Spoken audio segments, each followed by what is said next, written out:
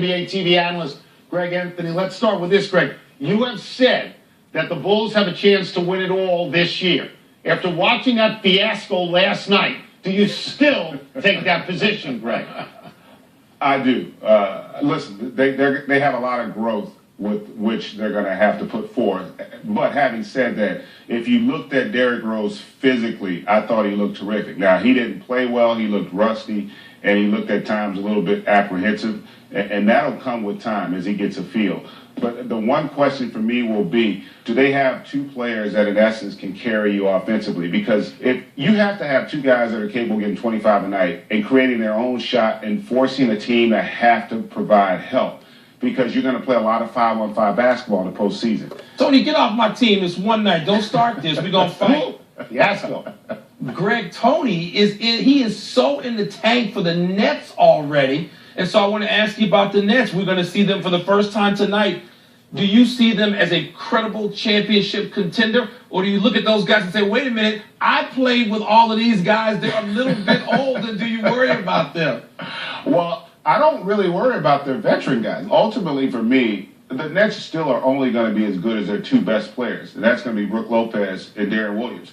If those two guys can play at an all-star caliber form, then I think the Nets are going to have a great shot in that Eastern Conference. But ultimately, those other guys at this stage of their careers are going to be complementary pieces. That's why it didn't work anymore in Boston, because Pierce and Garnett at this stage of their careers aren't frontline guys. They're not going to be able to carry a team over the course of a postseason. But as complementary pieces, they're every bit, I think, able to be able to get the Nets over the hump if Darren Williams and Brook Lopez can get the job done.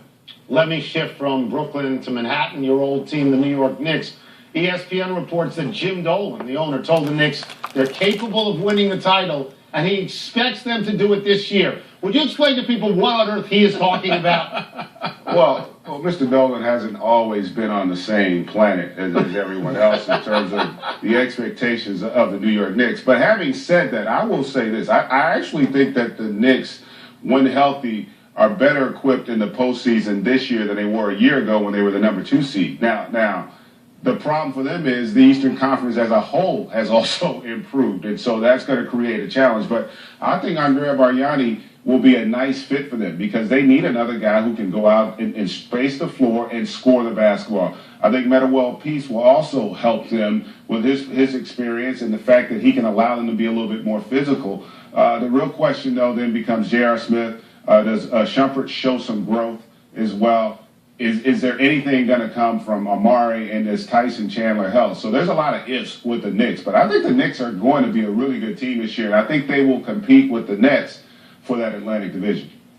Greg, let's talk about a team. I'm just excited to see the Houston Rockets. You cautioned me late last year that Patrick Beverley could be the guy, not Jeremy Lin, so don't get carried away. This has now come to pass. What did you see? You played point guard in this league for double-digit years. You saw something, so you're not surprised, are you? No, I wasn't. Well, Patrick Beverley, one, he's got a lot of experience having played abroad.